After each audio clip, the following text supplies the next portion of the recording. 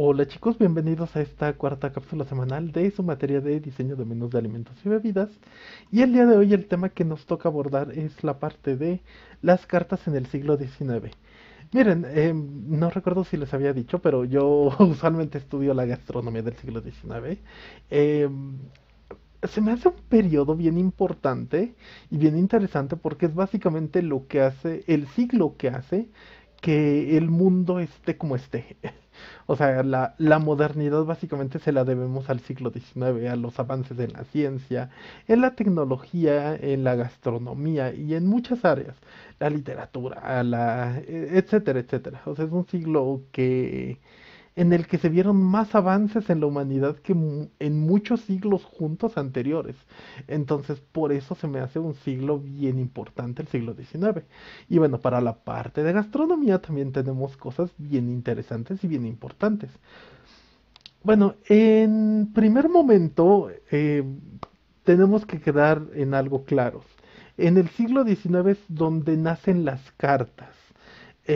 Siglo XIX, como les decía anteriormente, es cuando tenemos la Revolución Francesa y la Revolución Francesa cambió muchas cosas, porque mucha gente decía, ¿realmente me puedo rebelar ante mi autoridad? La respuesta anterior de la Revolución Francesa era no, era, ok, la única forma de hacerlo es una guerra y pues es sangre por sangre. Pero la Revolución Francesa trajo nuevos ideales, trajo ideales de, bueno, ya quitamos a la gente que estaba al poder, ahora vamos a enfocarnos en cosas que estaban no tan cultivadas en las artes, en las letras, en la ciencia, y vamos a alejarnos de esa época oscura en la que únicamente unas pocas personas pues tenían acceso al conocimiento, a los bienes, etcétera. Entonces, siglo XIX, pues es un siglo de apertura de mente muy grande.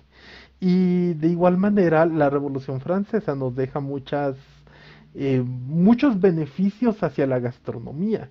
Y por ejemplo, el menú, lo que eran las listas de platillos anteriormente, en siglo XIX ya se dan a conocer a la gente.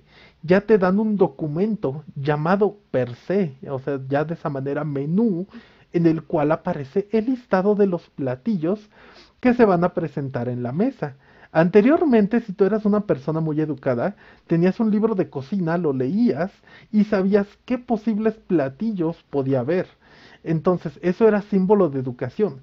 Ahora, al contrario, es símbolo de educación mandar a la imprenta los menús, escribirlos a mano y dejar su copia a las personas. Esto es precisamente un recuerdo, o sea, algo tan sencillo como ir de viaje a algún lugar y llevarle un recuerdito o algo a nuestros familiares, eso era lo que se daba en los menús, o sea, el menú se regalaba como una forma para que el comensal recordara un momento específico que fue una muy buena comida.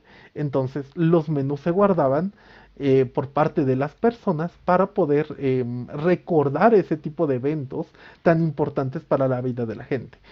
Y bueno, si podemos hablar un poco de la culinaria del siglo XIX, es muy hacia la parte europea. Obviamente, casi siempre ha sido el centro de atención Europa, pero ahora las modas europeas se fueron extendiendo hacia otros lados, y sobre todo la francesa. Algunos dicen que, por ejemplo, el idioma de la gastronomía era el francés, y y el resto del mundo hablaba en dialectos culinarios. Esto quiere decir que los únicos que se consideraban dignos pues eran los franceses y su gastronomía para pertenecer y poder difundirse a todo el mundo. Y de hecho eso es cierto, o sea, veamos por ejemplo el caso de México, en las estadísticas nos indican que básicamente el 70% de libros extranjeros que llegaban a México eran escritos en francés y nosotros leíamos literatura francesa. En cambio, el otro 30% era literatura inglesa estadounidense. Entonces, si se ponen a contar eso, es de que nosotros ya estábamos respirando Francia, queríamos parecernos a Francia, y eso es lo que pasa en el Porfiriato.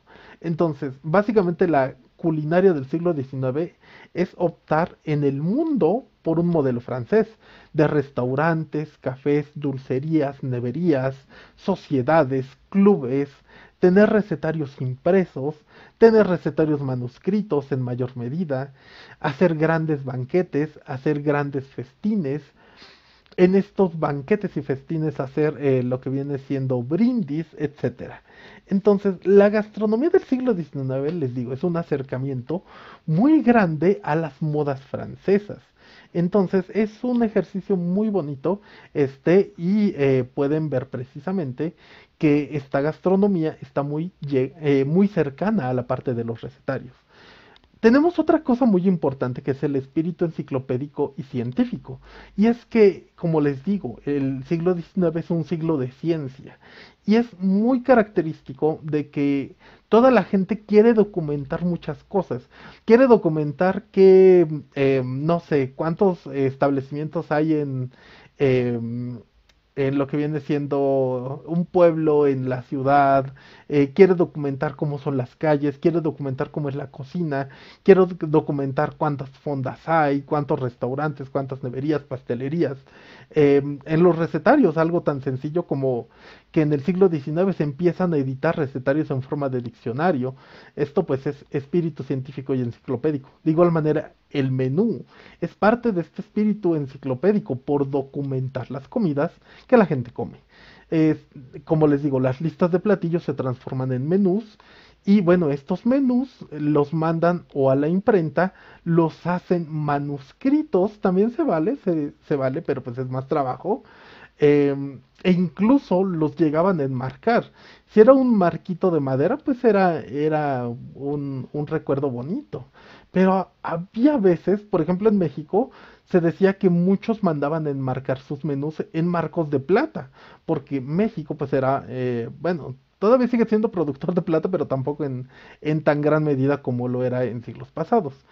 Y dar un buen menú con una buena carta, pues eso eran puntos extra para el anfitrión, quien básicamente dependía su honra de saber trinchar, saber organizar una buena comida y de que todos sus comensales comieran. Si tú tenías un comensal y no comía de todo lo que le ofrecías, tu honra se iba para abajo. Él te podía poner en evidencia ante todo el mundo. Te decía, es que fulanito ofreció un banquete de tantos tiempos, pero ninguno se acomodó a mis gustos. Entonces la gente va a decir, ay no, entonces si a una persona no le gustó, pues posiblemente a mí tampoco. Y pues bueno, les digo, eso es muy importante, la honra del anfitrión. Y de igual manera, pues el comensal se educa más, o sea, tiene más modales, más y mejores modales, modales más refinados. Y bueno, esto es parte de lo que es siglo XIX. Bueno chicos, entonces esto es en cuestión del tema. Recuerden que aquí está nuestra semana 4, va a estar el foro número 2 disponible. El foro número 2, si recuerdan, es las 10 mejores comidas mexicanas. Muy sencillo la dinámica, pero pues yo creo que cuando estemos participando únicamente les pido que no peleen tanto. O sea, sé que va a haber muchos debates, pero que sean debates educados, chicos. Sobre todo eso les pido. Está su contenido extenso aquí, un infograma de las instrucciones para un banquete del siglo XIX y dos fuentes muy importantes. Es el cocinero mexicano en forma de diccionario de 1845, si no lo conocían aquí se los dejo, y Macuisine de Auguste Escoffier, un documento clave para comprender todo esto. De hecho, en este contenido extenso, si nosotros podemos ver, eh, si es muy importante Escoffier, pero pues de igual manera, o sea, les dejo este libro de Macuisine, de Escoffier, para que ustedes puedan conocerlo. O sea, a mí me gusta que lo conozcan. Este es, por ejemplo, de, de el libro de los menús de 1912 de Escoffier, porque a él lo consideran un gran, bueno, a él lo consideran como el especialista más grande de menús por este libro, el libro de los menús, pero el gran maestro de los menús es Jules Gouffet, como lo verán en su contenido extenso. Entonces, chicos, recuerden que pues el test número uno está abierto todavía lunes y martes, ya estamos básicamente cerrando. Su foro número 2, recuerden participación personal y dos participaciones de al menos 100 palabras a sus compañeros para poder apelar a su porcentaje de este rubro. Recuerden, básicamente la rúbrica es participación personal, participación de compañeros y en etiqueta, que es básicamente buena gramática, respeto y estas reglas de etiqueta y gramática. Ay, perdón. Entonces, chicos, por esta cápsula semanal sería todo. Espero que estén muy bien y sigan cuidándose a ustedes y a sus familias. Saludos cordiales.